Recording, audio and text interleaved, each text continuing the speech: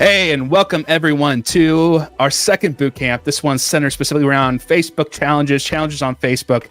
However in the world your organization refers to it. Either way, we're talking for the next hour on what you need to know when it comes to running and planning and executing a successful Facebook challenge. We'll get some insight into how to use Facebook Messenger. I've got some experts from my team internally here at Good United coming along for the ride. Keep me in line and keep me in check. We're going to give this a couple minutes. Everyone's starting to file in. But until then, I'm going to pop up this lovely little slide right here. We're going to do some interactive polls throughout the course of this next hour through a platform called Menti. Go ahead and scan the QR code or go to menti.com and plug in 5112-3732. That's 5112-3732. What we're going to do is we have 3 different polls throughout the course of the next hour. We're going to break up a lot of the talking so you don't get stuck listening to me over and over and over. But I'm really curious to get real life feedback as people are filing in. And let's go ahead and get to that specific first poll. And as you're coming in, we're curious to see, has your nonprofit run a challenge on Facebook? I'm going to go ahead and open the poll now. And as you file in, again, go to menti.com and we'll get you set up there. Now, what this is meant to do is kind of give us an understanding of just exactly how to take today's conversation. We got a lot of people for the first time that are brand new to this. I am not surprised. It can be dangerous and sometimes scary waters to wade in. We're hopefully by the end of today going to leave you a little bit more relaxed, a little bit more confident heading into executing or potentially planning for your first challenge. All right, we keep going in as we got a couple more people filing in. I've got my team now in their rooms, locked in, ready to go. I'll give us another minute and let it go. 75% of you have said no. This is the first time that, or we haven't run a challenge at all. 25% of you all have said yes, we've done this thing, which is great. Okay. Again, if you're new, you're jumping in. I just added in the bottom left-hand corner of the screen. Go to menti.com, enter in 5112-3732. We have 17 people that voted already, or scan that QR code to do a quick on your mobile phone. Okay, this is good. This is good to understand. We'll try and take things a little bit slower. We're not going to get too crazy on everyone in terms of going deep diving, but this should give you a good understanding of what you need to know to plan from a strategic point of view, to set goals for yourself, to go through and run a successful challenge. And then most importantly, where most nonprofits end up missing the boat is what happens next. What is that next piece of engagement to keep those supporters that you've spent money to bring into your house file, to build a relationship with you in that short burst of time? What's the next steps look like? The key is, I'll give it away right now, Facebook Messenger. Okay, cool. We've got 19 people voted. 83% have said no. They have not run a challenge. 17% are there. They've done it. This is probably a refresher course. We're looking to get the next step information. I'm going to go ahead and close the slide and let's get moving. So before we get started here, let's cover a few things of what to expect. As always, everyone's always asking, what is the availability of this recording?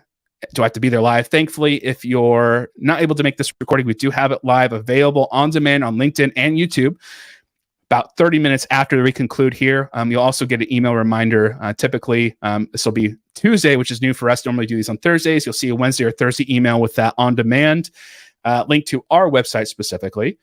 So you have multiple ways to consume this. So yes, it will be going out. You'll get first access to that on demand. As far as today's roadmap, what to expect over the next roughly 55 minutes, we're going to cover challenges on Facebook 101, give you a broad overview of what exactly they are and how you should be thinking about that.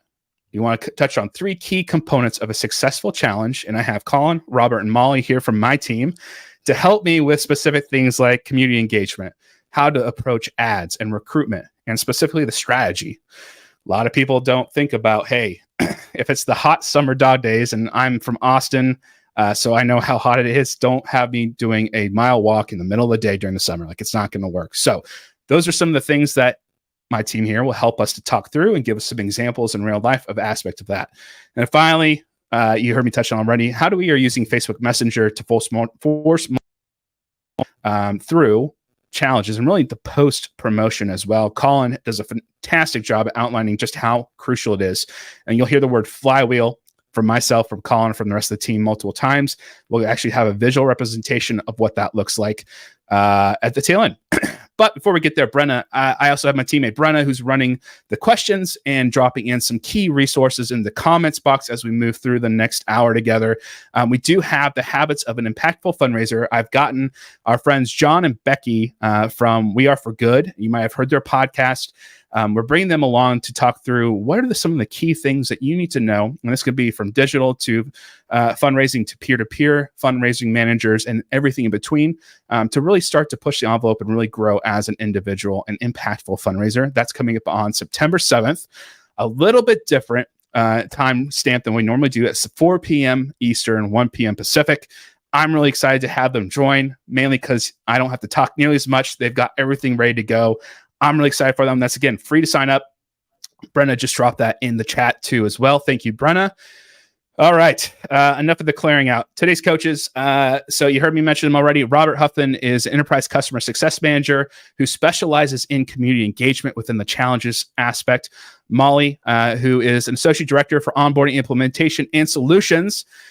She handles a lot of the ad aspect as well as the strategy. And then we got Colin, who you all seen too, in a handful of our previous webinars, who acts as a senior customer success manager who does literally everything with challenges that I can think of. But he does such an excellent job outlining specifically how Facebook Messenger plugs everything in and is really the ties between what could be a good challenge and an ultra successful challenge that not only gives you the boost you need right now, but then think about in the future years. I'll introduce them in real time in the coming times. But first, a lot of you are joining and a lot of you are brand new. 83% of you haven't run a challenge yet. So here's the thing.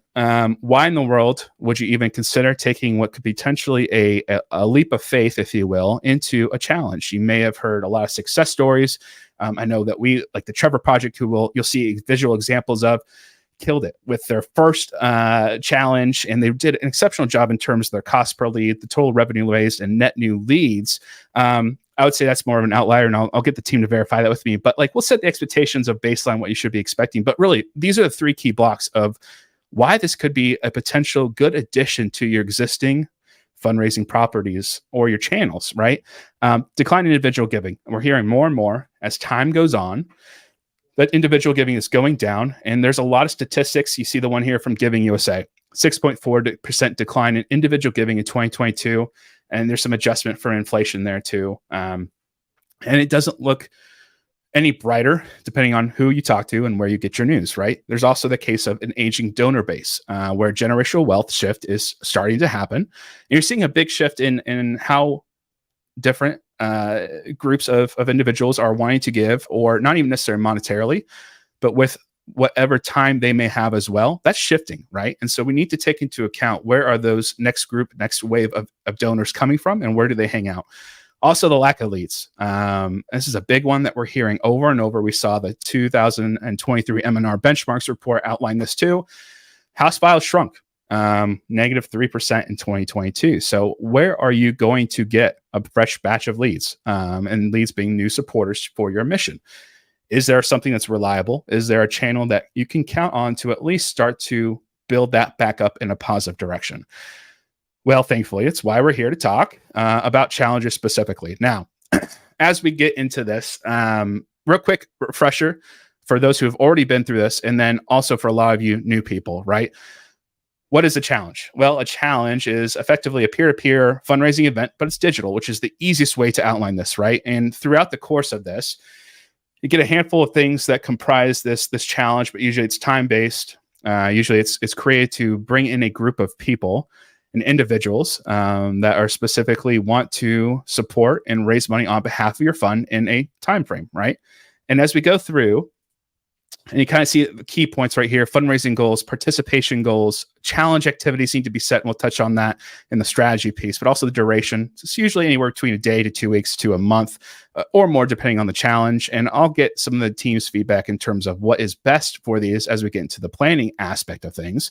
But these are kind of the key components and parameters of a Facebook challenge, right? Typically, a lot of organizations are looking at this too. This is not a replacement in terms of Facebook as a whole for fundraising, but then specifically challenges is helping to boost a lot of the existing fundraising channels that you already have, right? And there's some statistics here on like the baselines of what you expect heading into 2024 that you'll need to know. Like a typical challenge will typically start the baseline about 200% return on ad spend.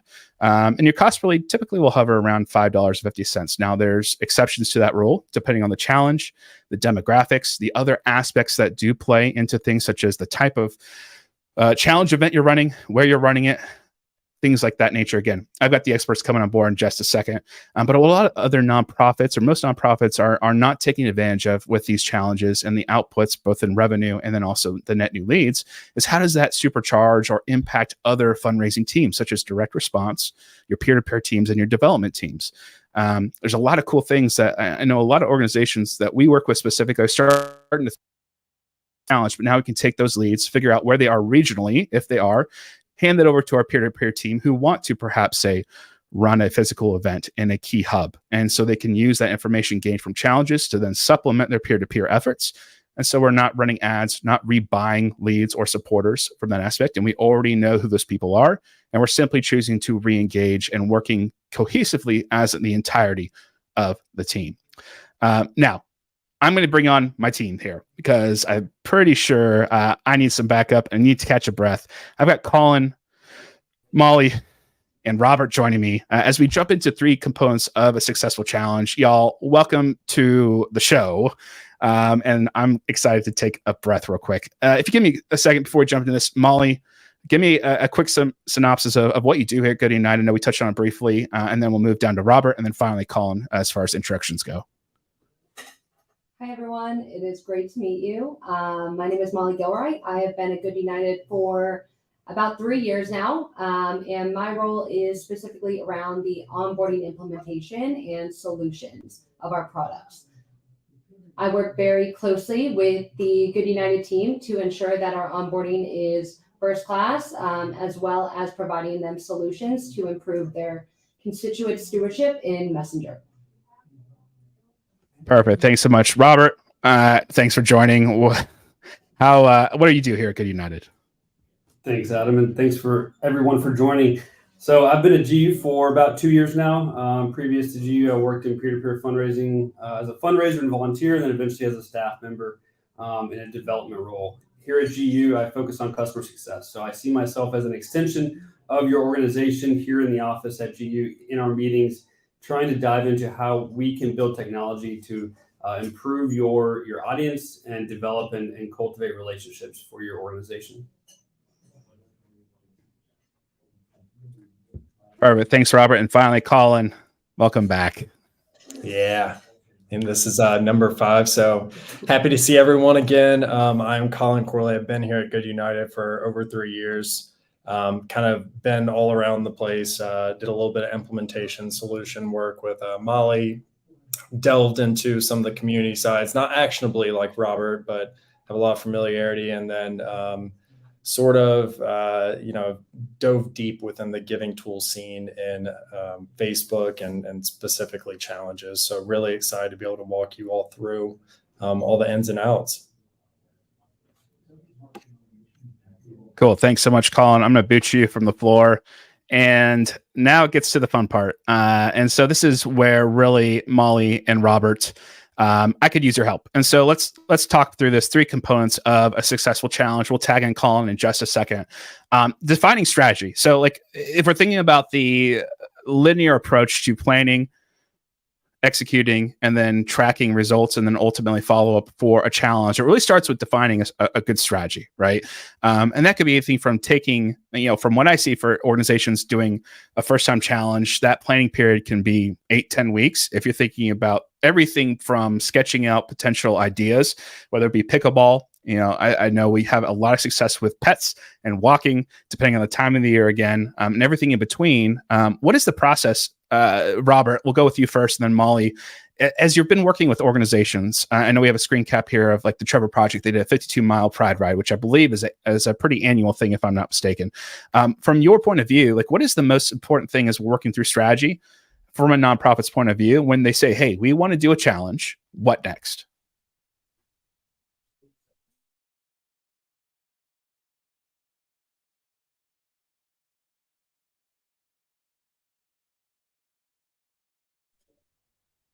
And hold on, Robert, I think we got you on mute still.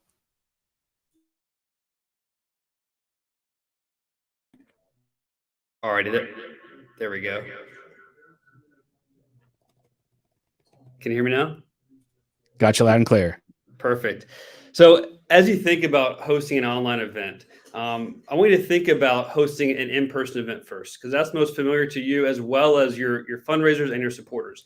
And a few of the things that you want to think about is what's most relatable to your audience and the audience that you're trying to attract. Within a challenge, you like to think about different physical activities, whether it be running or walking, hiking, cycling, or if it's something outside of the box that you think would gravitate to your audience best, such as knitting or arts and crafts. You want to think about what type of audience that you're trying to attract that they will relate to. Make sure it's familiar to your audience, but also you want it to be worth catching a buzz for, right? So you want it to be eye-catching. So the first goal is to actually get people to sign up for your event. And so you want it to be attainable, something that can be done, but also that's challenging. People are willing to start a fundraiser for. For instance, if I were to go walk 5 miles during the month of September, that's not very difficult. But if I were to try and achieve 60 miles during the month of September, that's about 2 miles a day. That's quite hard. And so I think that I would do that in order to raise money, right? So there's kind of that give and pull. And so the way I like to think about hosting a fundraising challenge on Facebook is starting off on a very simple metric of thinking about an in-person event. How would you attract people to your event in the first place, whether it be in person or online? So start with the event being familiar, yet eye-catching, as well as attainable, yet challenging. And then I'll pass it over to Molly as well to fill in some of the gaps there. I think Robert nailed it. So for the most part, we think about it in a couple different ways. We have a team that's dedicated to strategy. They spend a lot of time analyzing data that we've collected over the last 3 years of best practices, because we know that it's not one size fit all for every organization. It can be really fun to kind of test different events with different audiences, but it really comes down to what is the goal of the organization for that period of time. A lot of organizations like to use challenges as a way to drive short-term revenue as well as net new supporter growth. So if you're thinking of driving new supporters to your cause, maybe you would like to do an event that is different than your current demographic might fit into to kind of future-proof your organization. So there's a lot of different ways to look at it, but our team is phenomenal and does a great job of providing kind of all of those different scenarios and align best with what you're looking to achieve.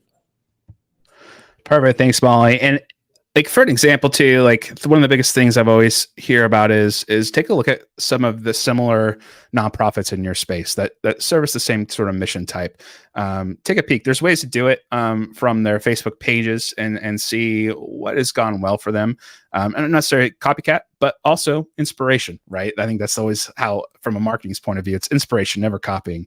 That gives you a good baseline to understand and trying to minimize the risk that could potentially go along with challenges, because it is a net new property for a lot of people here today.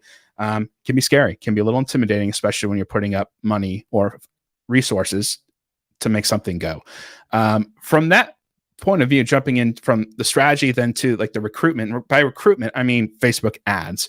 There's two main reasons you're thinking about challenge recruitment through ads. One is to grab net new leads, simply done through Facebook ads and fundraiser recruitment in terms of that social impact. So if I start a fundraiser, which we'll see in a couple slides here, I'm bringing Robert, Molly, Colin along with me to raise funds, which is a great way to do that and really amplify the effect of a challenge very quickly. There's the existing supporters or subscribers for your Facebook community. You can activate through Facebook Messenger, which is great because you've already have these people that have raised their hand. We want to continue to support your mission. Usually it comes with a price tag of what? Free 99, which we all love because they're already there. They already have invested into what you've got going on. And there's some bonus aspects. You can always use your existing house files, email, other channels to also push people into it's different, in terms of the Facebook challenge support and making the ask. It's something that I'm seeing become more and more prevalent as people are understanding that, hey, there's a sizable footprint of supporters on Facebook. Now, Molly, I'll solo you in here and tag you in on the ads aspect of this particular aspect. Now, a lot of nonprofits I talk to in the smaller size of things ask, hey, what do I need to be thinking about investment wise? Or do I need to invest in ads to run an effective challenge? What is your, based on years of experience and understanding of what's going on here, what is your kind of baseline recommendation to be thinking about for those nonprofits that are looking to jump into the challenge aspect? We recommend ad spend to support any challenge initiative. There are ways in which you can create a virtual event. However, organically, it's very hard to make that take off without a little bit of investment into the paid media side. So having ad spend to support that doesn't mean a ton of ad spend. It can be anywhere from 5 to 10 to 15K. But all of our recommendations when it comes to ad spend, again, are really aligned to the strategy. So we are great about kind of coaching you, not only pre-planning, but during the actual launch of the challenge, to pull back spend if necessary, and we're not seeing the results that we'd like to see, or increase investment. So all of it is kind of been proven over time in the last 3 years of us running challenges. But we do believe that paid media investment is going to help exponentially drive that performance through challenges to make it worthwhile. Perfect. That's a great point too. I know there's varying amounts of questions. Is there a magic number that return on investment, or is this truly a case by case model? I know I always hear numbers thrown in anywhere between 5 to 15K is optimal if you're trying for the first time. But do we have a baseline, or is that one of those things where, again, similar to the challenge strategy, it's mission by mission?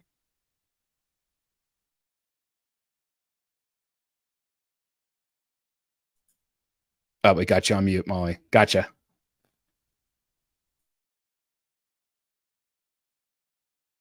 But one that, no, I'm not. Am I back? Yeah, gotcha. Okay.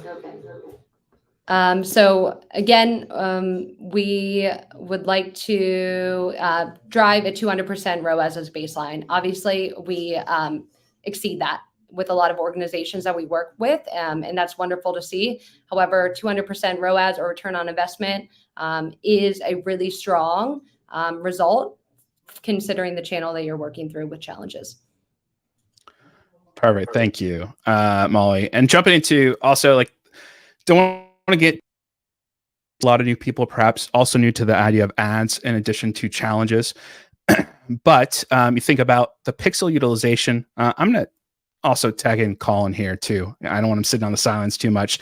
Help me keep me honest on this, Colin. Really, if you're thinking about pixels and if you're new to digital marketing, this is pretty standard operating stuff here. But for those of you who haven't ventured into the more intricate details of running digital ads, a pixel is just a piece of code.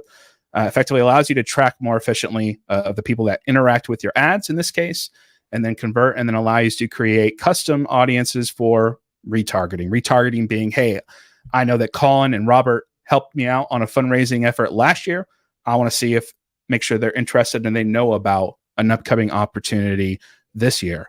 That's the way to do it. Colin, keeping me honest here from an aspect of pixel at its highest level of understanding. Yeah, so you nailed it, Adam. The highest level of pixel is just a really easy way to be able to track different actions that can be taken during the course of one of these challenges, or really any sort of paid media campaign. And it's really helpful to be able to track things like the event of someone creating a fundraiser, right? So part of a challenge is to create a fundraiser. And if you know those types of people that will take that action, you can go and start to gather those learnings and be able to retarget those people in the future for other opportunities, as well as other valuable insights that you can glean outside of just that fundraiser conversion event on a pixel. Perfect. And that retargeting effort does play a big role when you think about a fundraiser creation point, which is when someone, and we'll touch on this in the next couple slides, someone creates a fundraiser, and it's a whole different thing when you think about conversion. Conversion simply meaning, hey, Adam has decided to raise actually a dollar amount of value, $1 or more. And that's really a distinct difference when you get into the nitty gritty of statistics and understanding how to really drive an impactful challenge. Colin, is there anything else from a retargeting effort outside of that use case that people need to be aware of thinking about the planning process aspect of a challenge, many for the first time in this case? Yeah, absolutely. So just even outside of the retargeting efforts of trying to get someone to take the action of fundraising, you want to think about it from the full funnel perspective too. So every different part of the funnel of getting someone to convert in a challenge can go from an ad to getting into a group. In our case, going into Messenger and taking actions for fundraising. And you can leverage retargeting efforts to be able to do and drive any of those different areas. So if you have a specific friction point and you want to target to be able to drive more people to go into the group, you certainly have the ability to do that, even outside of just how people typically think of retargeting related to getting people to take fundraising actions.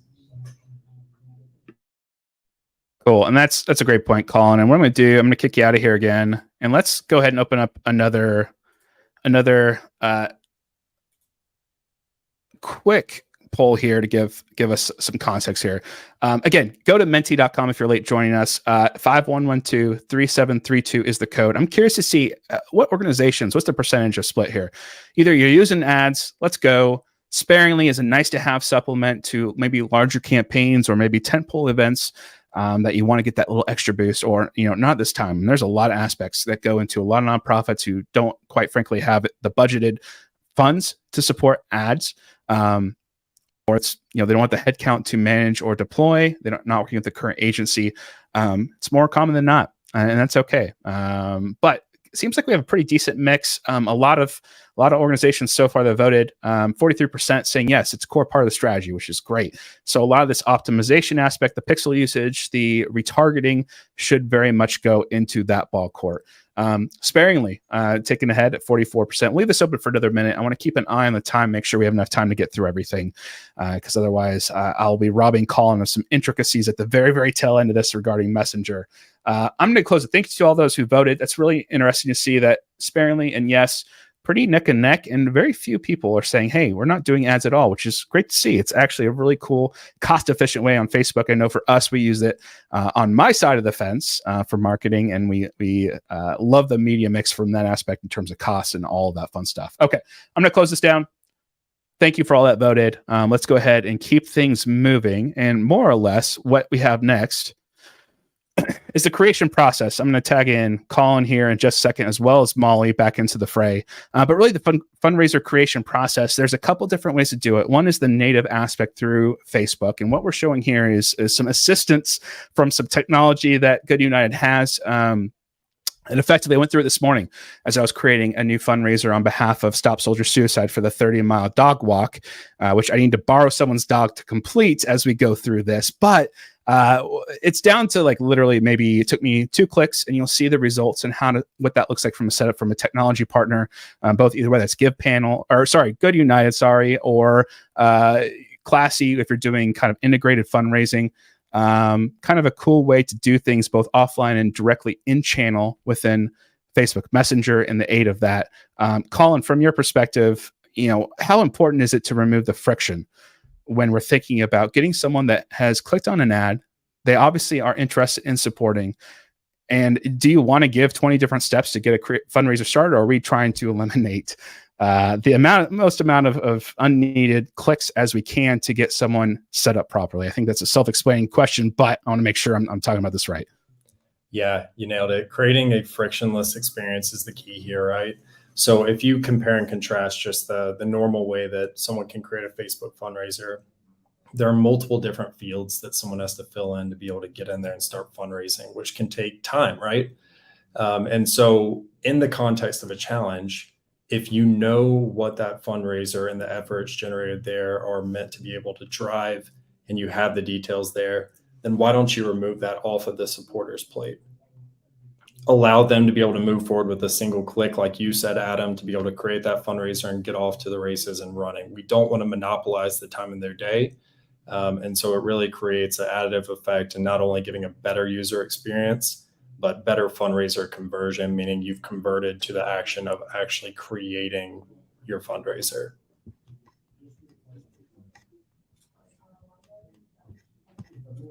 There we go. There's my button. All right, sweet. And that's a great point of view. And also from the aspect of like, again, from the back end of things. And for those of you that work with us currently, you have access to this too. But these are some of the examples of letting technology streamline things for you. It's not necessarily taking hands off the steering wheel and going, right? But this is guided human intuition things. But this allows me to make basically a carbon copy setup to how my nonprofit wants to have these individual fundraisers created. So by the time you, from a supporter's point of view, click that button, get something launched, you have a template that's already ready to go, eliminating, again, the amount of work that the supporter has to do to get a fundraiser launched and support and starting to send out to their social network. And the end result is really super easy. And, the component of Messenger, again, you're going to hear me like a broken record. And Molly, from your point of view too, I'm going to tag you in on this one. You see example of exactly specifically what I got this morning, literally 30 seconds after I started my fundraiser. And this is really what we call one of the key journeys or messenger journeys that is meant to help encourage, support, and really coach these fundraisers through the entirety course of their fundraiser for this challenge. And Molly, from your point of view and your experience, how important is the constant, we'll say the individual touches within Messenger, where it's a channel that they're obviously on Facebook. So it's not like it's text message where it's super invasive every 5 seconds. And it's not email where it's going to get caught in the spam. It's a very direct channel. The open rates typically speak for themselves, hover in the roughly to 80-90% open rates. And the click-through rates are astounding as well, anywhere between 20 to 40%, give or take, which is great. Like from an engagement point of view, what does this do for a supporter and for a nonprofit's point of view if you think about maximizing a challenge output in terms of revenue and net new leads? So Messenger is a critical piece of our challenge strategy, as well as all of our other stewardship strategies. Messenger allows us not only to be able to communicate with the supporter, whether that be a participant of a challenge, a fundraiser, or a donor of a challenge, but it's a two-way conversation. So we're not just talking at them and telling them best practices. We're learning about what they want to do next and what they're enjoying. So we can get real-time feedback. We can also learn. So we test a lot of tips and tricks that we've learned throughout the years that drive fundraising, and we can actually attribute those actions to the messages we're sending. So our messenger experiences are constantly changing and evolving and being optimized, but it really is a core piece of our challenge strategy in the moment and really helps us influence challenges down the road or different campaigns and initiatives that we might recommend after that first challenge with an organization. Perfect. And it was so nice, I have to say, from user experience to just, here's the directions, here's what I want to do, let's go. That was it. And now my mom and my dad and all my friends and family can support me monetarily. Mom, if you're watching, please go donate for this. Thank you. Okay, cool. And like from a challenge fundraiser perspective, this is the output. Like this is a legit screenshot from me this morning. And you can see the templated aspect of how things walk. And you see the header image. You see my ugly mug there, but then also like it's templated. So I can go in and edit this, but it's basically the work is done for me as a supporter. One less thing I have to worry about, which from a user experience perspective, top notch, right? Colin, from your point of view, is there anything else that I should be thinking about in terms of the experience that nonprofits should be providing at this point of the game? And then we're heading into the next slide, which is really community engagement. So Colin, anything I'm missing here that we want to outline before we jump in? Yeah, one really big point of that is that we've talked about sort of the frictionless experience of creating the fundraiser. But one of the opportunities you have with being able to give this experience, leveraging this fundraiser creation and creating this customization for a challenge, is you can set all the details that are forward facing to the social circle of that fundraiser. You can set their goal amount. So if you want to be mission specific to raise $333 for whatever tie that is to your mission, you can do that. And then, as you said, Adam, that cover image is huge, right? So when you're getting that donation and it gets re-promoted into the feed, not only are you getting more donations as the organization, but you're getting more awareness about this challenge and about your brand. Perfect. Thanks so much, Colin. I'm going to kick you out of here because we want Robert some shine time. Robert, one of your key things that you've done for a good amount of time here is the group engagement. So let's recap where we are. We've gone through, we've nailed our strategy. We know exactly the type of event we're going to run. We know exactly who we're targeting. and as well as retargeting to engage the people who've already helped or been a part of past challenges or events on Facebook for us. They've created a fundraiser, which is great, done it with minimal friction. This is really perhaps one of the most unsung heroes of a successful challenge. It's community group engagement. Now, Robert, give me two things here I need. First of all, let's start with what in the world is a community group when it comes to a challenge? Let's set the baseline, then we'll go from what's next. All righty. Thanks so much, Adam. So I want us to take a step back and think about the importance of scaling relationships and the value of what we're trying to do here. And that's in our mission, is to democratize the nonprofit supporter experience, which means taking every donor, every supporter, and multiply it by thousands, right? The difficulty there is, how do we actually communicate with these people? How do we get them to share their stories so that we can respond and encourage them to continue supporting our organization and continue to stay involved? So the first step within that is the event. So just like I mentioned earlier, just like any event, when they first step on the premises, whether it be in your office, at your 5K, or in your online challenge group, that's your first impression. That's your first chance to actually get to know these people and also educate them on who you are. So Adam, to your question, a challenge group is that opportunity to introduce yourself as the organization and also ask people to share their story, ask where they're from, encourage them to comment on other people's posts and comments so that we can build that true, authentic relationship, not only with us as the organization, but also with other supporters, knowing that you'll have hundreds of people step into the online challenge after they go through the lead form, and they go from a lead to an actual person, a named person, a potential supporter. The challenge group is their opportunity to introduce themselves and actually get to know you as an organization.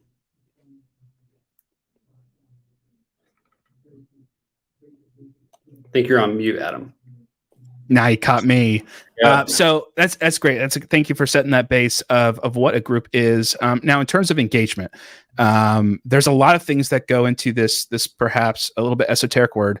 Engagement to me, and you can fact check me here if I'm wrong, helping to promote the event or continuing to promote the event. As you see right here, there's a screen cap of, I went into the Stop Soldier Suicide group for this dog walk today. This is what you see, some of the things that you're thinking about promoting, getting people going. A lot of organizations choose to do maybe t-shirt promotions in combination with the fundraiser aspect, but it's promoting, keeping people engaged. It's having people share their stories of what the particular challenge, why they're doing it.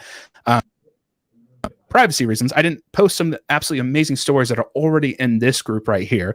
And if you're curious, you can find this on Stop Soldier Suicide's page. If you're curious to get a feel for what that looks like, it's absolutely phenomenal. Some of the stories that otherwise nonprofits would have a very hard time, in my opinion, getting and seeing context around. You think about also at the same time, making sure there's nothing inflammatory. There's always trolls, as the internet provides those in more fair share amount than everyone deserves. But you think about moderation from that aspect. You think about the amount of time that it takes someone to go through these. If you're doing it manually, if you have one person on staff, that could be incredibly time consuming. Robert, what else am I missing? Or is there anything specific that you want to hit on here and extrapolate on from your experience and you and your teams of over the years and countless challenges from the community engagement aspect? Yeah, absolutely. So if you think about a challenge, it's normally a short period of time, right? Whether it be 30 days or maybe 60 days, if you think of lead gen and then the activity period. Again, this is your first impression to a person, to introduce yourself. The end goal is to get this person to subscribe to you in Messenger so that they can build that lifelong relationship with your organization, know about upcoming opportunities to support, whether we donate or fundraise or to show up to an event. So when thinking about that, how can we allow this first impression to be the best experience possible? And so a few things that we like to think about when people enter the group are, make sure it's a safe place. So you want people to feel protected. As Adam mentioned, you want people to feel protected from spam or from trolls. Knowing it's the internet, people are always trying to sell something or trying to get their word in and market something else. And so we have a team that moderates challenge groups. to ensure that we're protecting supporters, protecting your brand and your image as well. And so we approve every post that goes into the group. This not only mitigates and essentially eliminates any spam, but it also shows these supporters that we are reviewing every post, we're reading every story before it gets posted in the group. Second is you want it to be easy for people. So as Colin and Molly mentioned within the fundraising creation experience, you want it to be very, very straightforward. The less CTAs, the better. And so you want people to understand how to get started. Is it just one click to get started? We found that by giving people like a 1, 2, 3 instruction guide is best, making sure it's consistent. You're using similar words throughout the entire experience so people know what to do and then what to do next. And then the third thing is engagement. You want people to have fun, right? This is nonprofit fundraising. They're doing this out of the good of their heart. And so you want people to enjoy it. And so sometimes that means hopping in there on your own behalf and sharing some stories, sharing some case studies of some previous examples of how you funded some projects that people are now going to be a part of. Give people a chance to actually learn what you're doing and allow them to have fun. So ask some fun questions. It doesn't always have to be about fundraising. It doesn't always have to be about the activity either. You can ask where people are from, share some funny gifts, some motivational gifts that gets people excited to take on the challenge, and encourage people to interact with each other. You don't want it to be just this silo conversation. That's what Messenger's for, to build that one-on-one relationship. But this is a communal experience for people to interact with each other. And that's the beauty of peer-to-peer events, right? Is that people get to build that cultivation for your organization together. And so that you not only are your own organization representing yourself, but now you have potentially 100 people that are representing your brand in the group. That's a great call. And too, from the spam, I've heard countless stories where organizations have done incentives for t-shirts, and those links in those groups, if they're not carefully watched, make it to websites that all they do is promote free things. And all of a sudden, I've heard 1 or 2 stories where nonprofits all of a sudden get an order for 3,000 or 4,000 shirts. They have no idea what happened. There's no fundraisers to account for it. Just one of the many potential issues where, again, it's not, if you haven't done one of these, you shouldn't know, but like, man, there's a lot that could go wrong potentially. So thankfully we've got people like Robert and our team here to help at least provide a simple gates to help keep you out of the freebie websites and losing thousands of shirts. Robert, thank you so much for the insight. I really do appreciate that. Now, as we kind of skip over to Messenger, one of the things here too that we'll call out as we get my back on the screen, there we go, is Messenger. And Messenger specifically is used for a lot of different things. A lot of organizations are starting to understand just how valuable this is. And for that, I'm bringing Colin back to it because he has such an intricate way of explaining things and the importance to nonprofits specifically on this. But first of all, what in the world are subscribers? I think that's an important context to why Messenger is so important. A social subscriber, or specifically a subscriber for your nonprofit on Facebook, is someone who's simply opted in through existing methods of, whether we saw the challenge flow where someone creates a fundraiser and says, yeah, I want more information. There's other aspects to opt in. But Colin, what does this mean for nonprofits when someone raises their hand, explicitly opts in and says, hey, I want more information perpetually from a nonprofit they support? Yeah, it's very simple. When we say subscriber, we mean you now have the opportunity to bring someone into a channel where you can cultivate that relationship, right? As Adam mentioned, when people come in, you can bring them in for an entry point like a challenge where you can facilitate and give them tips and ways to understand what they're doing and the meaning and the impact that they'll provide. But what I always coach people to think about is what's next, right? You have that initial experience, but if you have no way of understanding what that person wants to do or what makes them tick, then you shouldn't have an expectation of being able to retain these people. And so Messenger, outside of just the engagement, the wonderful performance you see there, allows for that back and forth, that relationship building to deepen that affinity so that when it comes time for that subsequent challenge or or fundraising opportunity, these people will come back.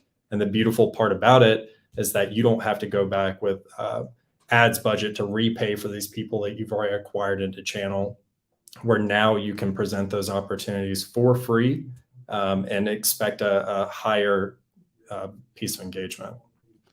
Perfect. Thank you, Colin. And for this next piece, I'm tagging in Molly. I want to make sure I got her on her toes. The other half of this too, and why subscribers are so invaluable on Facebook specifically, is some changes that were made. And I feel like a broken record now for almost a year, but it's that important in terms of some of the updates that Meta made at the back end of last year, right around Giving Tuesday time. Molly, I'm going to butcher it if I don't hand this over to you, but can you give me just a bird's high level overview of what they did and why it impacts nonprofits in such a positive way on Facebook? Sure. So we will never stop talking about default opt-in and its impact, and that's because it's been massive since it was released in Q4 of last year. Default opt-in essentially was Meta's way of allowing nonprofits that are on Facebook to really seamlessly take advantage of connecting with their social subscribers that are fundraisers or donors in a really frictionless way. So if someone starts a fundraiser on your behalf or makes a donation to a fundraiser that was started for your organization, they are going to immediately be prompted with an outro that default selects connecting on Messenger. Many, as the design kind of depicts, are not going to uncheck that default select. So that means that doing nothing right now, you still have subscribers coming into your inbox wanting to start that conversation with you. And it has flooded the growth of subscribers from your most valuable constituents that are already taking action on social right now.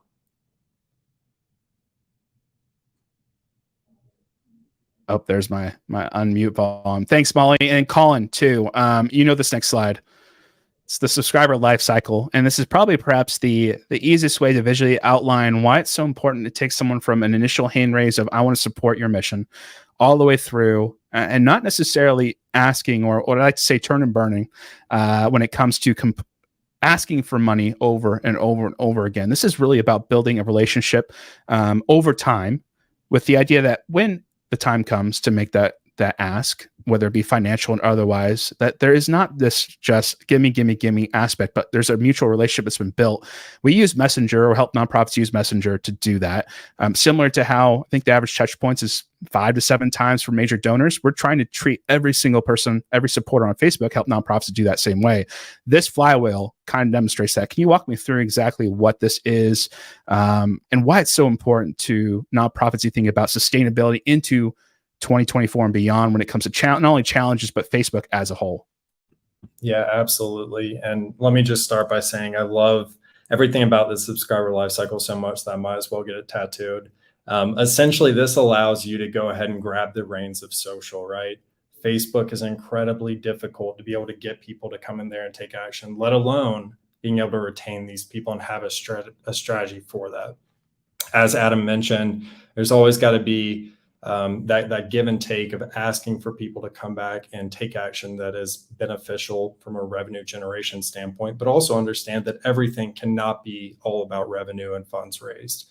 And so if you start at the top, there's always going to be that initial entry point.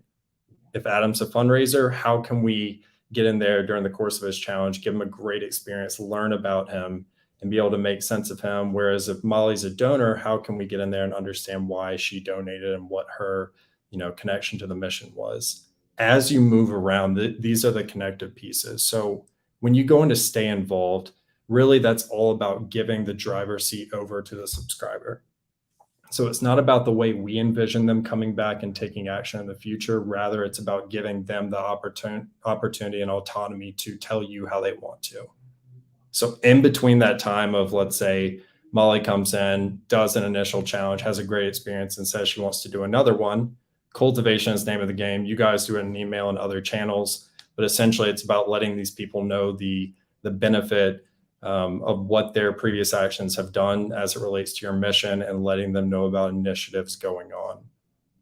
As you move around the flywheel, that call to action is all about getting in front of the person at the right place at the right time. So if we have a challenge coming up And there's been a bit of time for Molly to sort of cool off from that previous experience of running 100 miles in a month. Then we can present that opportunity to her, knowing that that is what she intended to take that action. And so what that brings us to is having that full circular loop where if you imagine all the opportunities of giving a subscriber the chance to come back, you can start to see how there's a compounding effect as you get more people acquired and subscribed into channel. And so in a nutshell, it's really no different than relationship building. You start somewhere until you get to the point where there's a serious ask or a question. And once you're able to get there, you continue to further that relationship.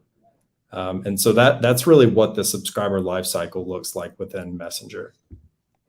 Perfect. And thank you so much for that, Colin. We do have a good question here from Belinda too. Colin, you mind if I pop this up real quick? Is there someone whose position is to answer these messages? And we're thinking about Messenger in general at this point. Or is there a better way to streamline this Messenger journey? I'll let you field this one. This is your arena. Yeah. So typically we'll see with our partners and other nonprofits in the space that they'll usually have someone that will have part of their role being inbox management. And what I'm sure all of you may be familiar with today is that there are people, if you have Messenger enabled and turned on, that are coming and trying to reach out to you today. And so the benefit of having something built like that life cycle is that you have this methodology, right? This plan and framework in place to be able to facilitate those conversations proactively, while understanding the need that in order for you all to be able to build relationships, you're always going to want to have someone internally keep their eyes on the ball of what people are saying in your constituents to keep building that strong relationship. Cool. And Belinda, if you have any additional questions on that, we're here for you after this. I'll get you my email will go out in a couple slides, so you can peg me with emails, and then we'll get you taken care of any other questions. And thank you for that. From one last thing too, in terms of this idea of conversational messaging, a lot of things that I always hear is, well, it's just a bot. It's just a bot. It's just a bot. We don't want to do that. It isn't human. It's very robotic-like. You saw the screen cap of what I experienced directly, and what really Good United focuses very, very, very much on is providing an 80% technology lift. That last 20% of configuration and deployment is that human aspect. So we want to make sure things are in brand. They're matching your tone and voice. That's very important, especially for me as a marketer. You got to keep the brand strong. But from that aspect, this is the way to do it. Very text, very conversational flowing. Colin, does this play a huge role? And you think about, you outline giving people the option to select how they want to support your mission. You see from sort of the shorter ways that these messages are framed instead of huge blocks. How much does this play a role in engagement in terms of with the supporter and the nonprofit? Yeah, it's huge. And when I think someone says robotic or bot, I'm thinking it's a very streamlined one pathway that someone can take where that give and take is not there. And so to exactly what you were talking about, Adam, is the fact that in the course of these journeys and experiences in Messenger, you have the ability to allow people to path out and go down the direction that is most beneficial to what they want to achieve, right? So if I want to be a great fundraiser for the next 10 years, well, then I need to be able to give an understanding of exactly what I want to do so that the nonprofit is able to help me and facilitate that back and forth. And so when you look at conversational messaging, the largest way to break out of that is allowing for your subscribers to give you that input and not just putting them down a path that is set and concrete, the best way for them, when you should really be able to give that passenger seat to them as well. Perfect. And thanks so much for that, Colin. And now I'll give it Q&A. We have 6 minutes left. I'm going to wrap things up. Then we'll do some active Q&A. If we have anyone that has any questions, please post them in the comments specifically. From my point of view, here's your next steps. So challenges aren't always easy. Hopefully you've got an understanding and got at least a firm base of what goes into planning, what things you should be considering of. And there may be questions, which is fine. You'll see my email in just a second here. You can shoot all the emails my way you want. I'll be happy to set up some time to talk things through. But specifically, and thanks, Brian, she just dropped my email in the chat. We do everything from consult on how to do these things, full hands-on services when it comes to ads, running ads, optimizing ads, community engagement, as well as helping to monitor the results. And then you see the Facebook Messenger piece, which that's specifically what we do. Our marketing automation platform is built specifically for nonprofits for social media. This is it, right? That messenger flow, helping to engage with supporters in a conversational manner that actually makes sense.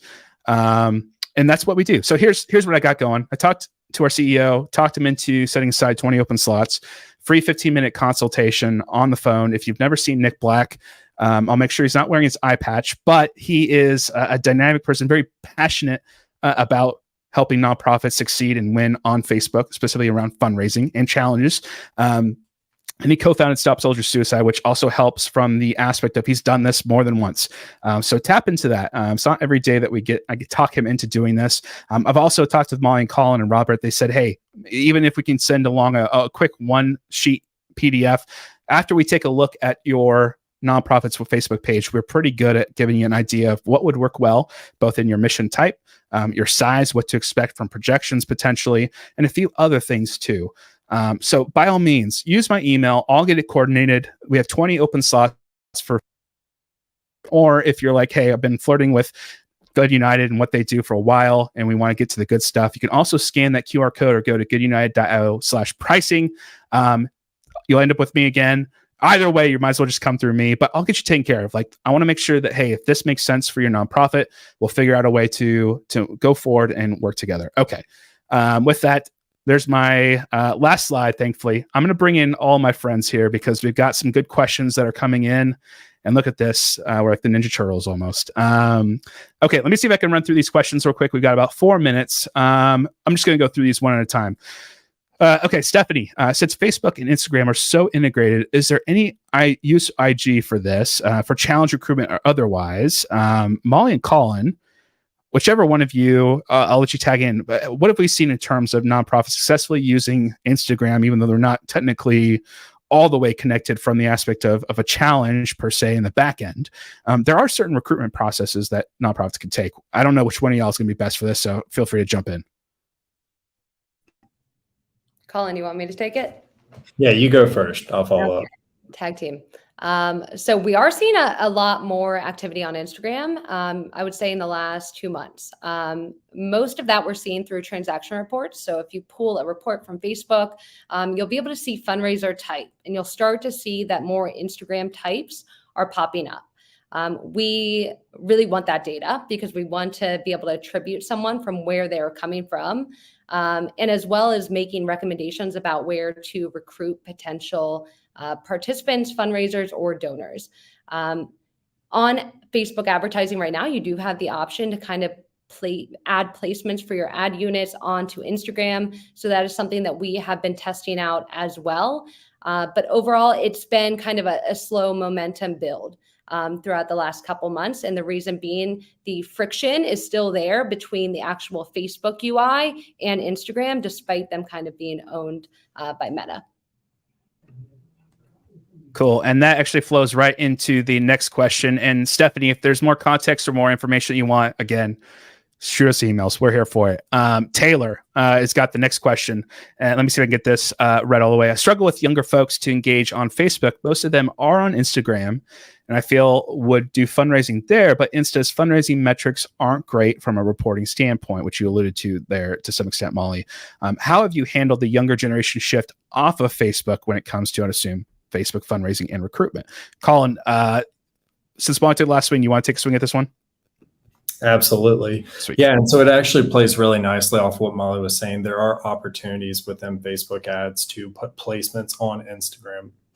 Additionally, we've also had and seen partners that will go in there and put up a post on Instagram, bringing attention to the challenge, or even on their stories, and drive from that side to help dip into the younger generations, because you're correct, right? Facebook is not always the best place to find generationally young folks that you need to be able to fill up that queue and have a sustainable group of supporters that'll last you for a long time. And so that's where I would say to start, which is to be able to advertise and give those opportunities for the challenge in Instagram. And then as those giving tools and functionality in Instagram develop, it's all about going to be testing and getting in there and start tapping into to being the first to market and understand sort of the performance that is tied to Instagram as it develops. Perfect. Thanks so much, Colin. And Taylor, hopefully that gets you some understanding of what's going on with that. If you have any more additional comments or questions, shoot me an email. All right, fine. We got also from Sean up from, let's see, do Facebook tools and resources for nonprofit fundraising work the same way in Canada as well? I found before we were behind when it came to some of the options. I know there are some limitations in terms of messaging. I'm not going to trip over myself on this one. Does any one of y'all three have the detailed high-level oversight that we can give to Sean to give him some more understanding on that? So there are some limitations right now with, I think he's referring to the nonprofit manager suite of tools that are available in Canada versus the United States. So we are actively working through that. We have multiple partners that we're currently working with in Canada, and they are still running successful challenges. Yet we're trying to figure out ways in which we can give them access or the ability to take advantage of all of the other tools we have to offer, such as the automated communications. So for the most part, there are slight differences in like the reporting, for example, like not having as much granular insight into who your fundraisers are. But on the flip side, you have a lot of insight into who your donors are. So it's pro and con, and I believe that they will catch up there as we're hoping they do too soon. And cool. Thanks so much for that, Molly, for that context. And again, Sean, we have a handful of nonprofit organizations we're working with in Canada right now, too. We're happy to go into more detail with that as we've got some good experience over the last 6 months specifically in what we can and cannot do and how to really drive an effective challenge regardless. We got one more sneaking in here. Let's take it. From Jennifer, have you seen that challenges are becoming more difficult as nonprofits are putting them on? I'll take a first swag and then I'll let someone tag in with this one. I think naturally, similar to all channels, whether fundraising or otherwise, is that the more people that jump on and get onto the boat and become aware of it, the more that the pool gets, I guess, diluted a little bit, right? In terms of, it's not the Wild West that it was back in, especially the COVID eras where everyone shifted and it was just this gold mine rush, it felt like.